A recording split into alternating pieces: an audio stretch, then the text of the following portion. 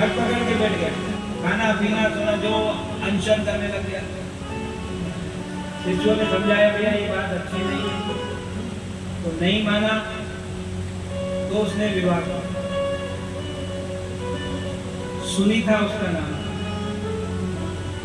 विवाह करने के बाद में ऋषियों ने कहा ठीक है जो होना था हो गया, अब भी थोड़े सावधान रहोगे तो तुम्हारी संतति के ऊपर प्रभाव नहीं पड़ेगा, तुम्हारी संतान अच्छी हो जाए। विवाह संतान के लिए किया जाता है कि संतान अच्छी हो।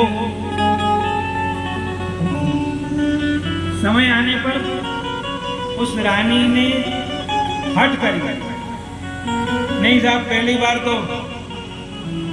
मैं अपने पिताजी के घर ही जाऊंगा, मेरी माँ के घर जाऊंगा। नहीं माना, जबरदस्ती चली गई। अब वहां गई तो वहां जाने के बाद वहां का जो माहौल था, उस माहौल के अनुसार सारे लक्षण उस बच्चे में आ गए। वहां रोना, पीटना, मारना, चिल्लाना, इसको मारो, इसको पकड़ो, इसको ये सजा दो, इसको ये सजा दो, यही सब चीजें उस बच्चे में आ गई। बच्चा पैदा हुआ, जब बड़ा हुआ तो साथ में खेलने वाले बच्चों को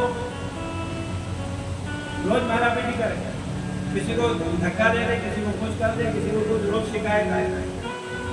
और कोई दौड़ता था तो उसको बड़ा अच्छा लगता, वाह वाह वाह वाह बहुत बढ़िया। क्योंकि यमराज के दूत उन लोगों को पीटते थे और पीटने के बाद वो रोता था तो उनको जैसा वहां का उसको देखा उसका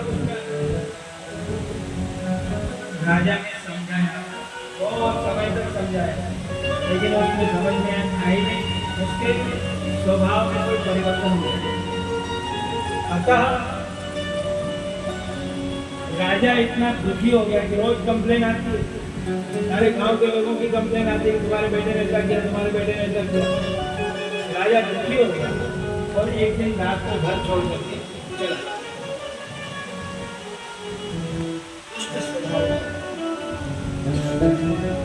राजा ने तो प्रजा में अराजकता फैल गई, चोरों का, लुटेरों का, सब लोगों का इसका आतंक बढ़ गया। ऋषियों ने देखा कि तो अच्छी बात नहीं, राजा तो होना ही चाहिए, बिना उसके ये लोग अपराध करते ही रहे, अपराध बढ़ता जाएगा। तो उन्होंने वेद को, उस लड़के का नाम वेद, तभी हम लोग को राजा बनाया। लेकिन जो हमारा नियम है, हमारी जो नियम की पद्धति चल रही है, जो कानून बना हुआ है उसके अनुसार तो बोले हाँ महाराज तो आप क्यों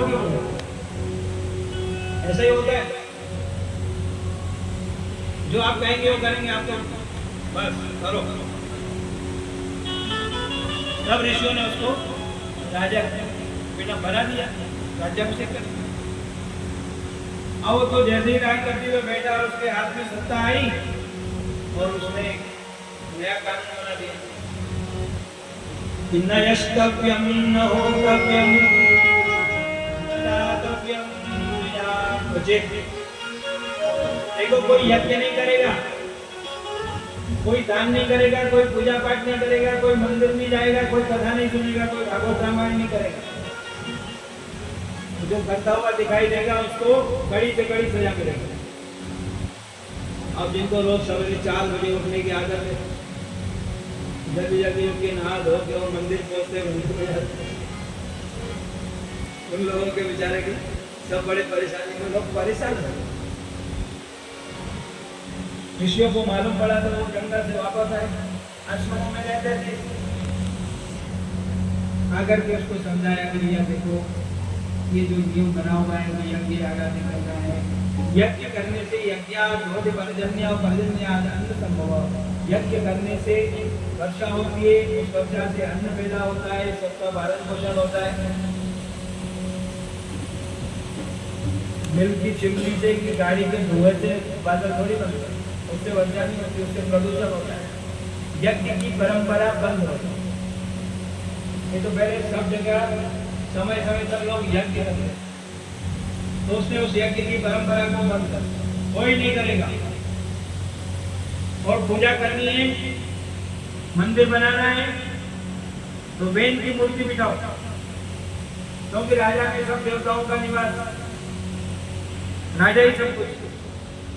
माला फेरनी तो वेनाय नमः की फेरो। तो लोगों को एकदम परेशान करके रख दिया। तो नहीं माना तो ऋषियों ने हुंकार की, उससे उसका प्राण निकल गया। फिर उसको छोड़ करके चले आए। कुछ दिनों के बाद फिर वही समस्या खड़ी हुई।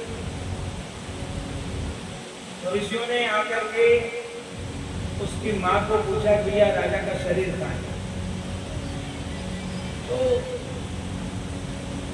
औषधि युक्त तेल के बर्तन में आजकल तो सुई लगा देते हैं, कुछ कर देते हैं जिससे वो शव में कुछ गड़बड़ी नहीं होती। ऐसे उस समय में पद्धति की उस औषधि युक्त नाव में उसको रख दिया गया तेल के अंदर।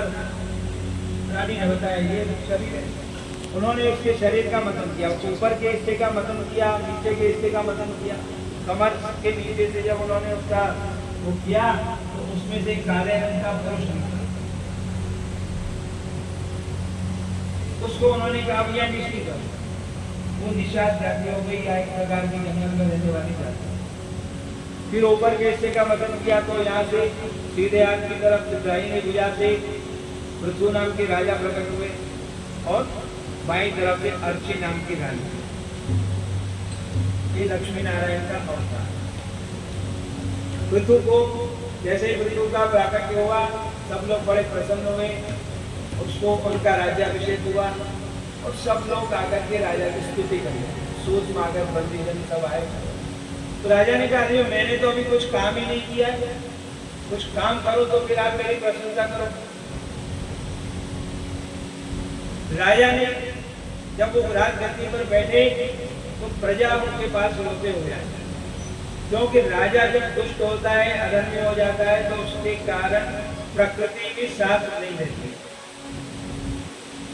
12 वर्ष तक वर्षा नहीं हुई, पृथ्वी में अन्न पैदा नहीं हुआ, सब चीज बिगड़ गई।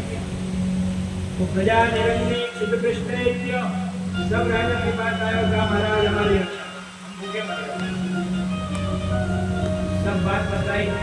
जमीन में जो बीज डालते हैं वो पैदा नहीं होता है। अपनी सब समस्याओं को उन्होंने बताया। राजा ने अपना धनुष बाण उठाया और इस पृथ्वी को, तो पृथ्वी गाय के रूप में उपस्थित हुई। राजा ने कहा कि वसुंधरे, हे पृथ्वी, मैं तुम्हारा विनाश कर। क्यों महाराज, आप मुझे मारोगे तो प्रजाओं को रखोगे कहाँ? बोला मैं अपने योग बल से सबको धारण करूंगा। माँ अकेली खाती रहे और बच्चों को खाने को नहीं देती, खाती रहे और बच्चों को खाने को नहीं देती। तो ऐसी माँ को इसलिए गाय ने कहा महाराज मैं इस समय गाय के रूप में उपस्थित हूँ और आप अपना अपना बछड़ा लाओ, सब लोग अपनी इच्छित वस्तु मेरे से करूंगा, जिसको जो चाहिए। सब लोगों ने अपने अपनी इच्छा के अनुसार, देवताओं ने इंद्र को बछड़ा बनाया, अमृत का दोहन किया, ऋषियों ने वेदों का दोहन किया, राक्षसों ने मदिरा का दोहन किया, सर्पों ने विष का दोहन किया, जिसकी जो अपेक्षित वस्तु। राजा ने अन्न औषधि वगैरह का दोहन किया। पहला राजा था, उसने पृथ्वी को खेती के योग्य बनाया, तालाब बनाए, अलग अलग प्रकार की व्यवस्थाएं की, वो सब उन्होंने बनाया। ये राजा बड़ा धर्मात्मा है। राजा स्वयं धर्म का पालन करता है और प्रजा को भी धर्म का पालन कराता है। यदि राजा प्रजा से टैक्स लेता है और उनकी सुख सुविधा का ध्यान नहीं रखता है तो उनके पाप रोकता है। दोस्तों, उस राजा के पास सनकादिक ऋषि मुनि आए सत्संग करने के लिए। उनकी सभा में बैठे राजा ने सब लोगों को शिक्षा की, भैया भगवान की आराधना करना चाहिए, भगवान की आराधना करने से मनुष्य को सब प्रकार से आनंद की प्राप्ति। उसके बाद राजा ने 100 यज्ञ किए और उस यज्ञ के 99 यज्ञ पूरे हुए, 100वें यज्ञ में इंद्र ने विघ्न किया, घोड़े को लेकर के चले गए। राजा के लड़के ने इंद्र के स्वरूप को देखा। इंद्र ने कपट वेश डाले, बड़े विचित्र विचित्र वेश बनाए, जिसके कारण वो सोचता है कि बाबा जी महाराज ऐसा करके उनको मारता है। आकर के राजा को बताया तो राजा ने कहा मेरा धनुष बाण का है, लाओ मैं अभी ऋषियों ने कहा अरे महाराज आप अनुष्ठान में बैठे हो, आपने नियम दिया है, आप गुस्सा मत करो। राजा बैठे, उसके बाद ब्रह्मा जी आए। ब्रह्मा जी ने इंद्र को साथ लाया। ब्रह्मा जी का राजा तुम यज्ञ काय के लिए करोगे? भगवान की प्रसन्नता के लिए, भगवान खुश हो जाए तो 99 में भी खुश हो जाएंगे, 100 करने की क्या जरूरत? इंद्र को 100 यज्ञ करने वालों से डर लगता है, 100 करेंगे तो इसलिए वो डरते हैं। ठीक है महाराज आप कहते तो 99 में बोलना होता, करो बोलना होता। इंद्र को कहा कि जाओ क्षमा याचना करो, तो इंद्र आए। इंद्र को राजा ने, भगवान के भक्त है,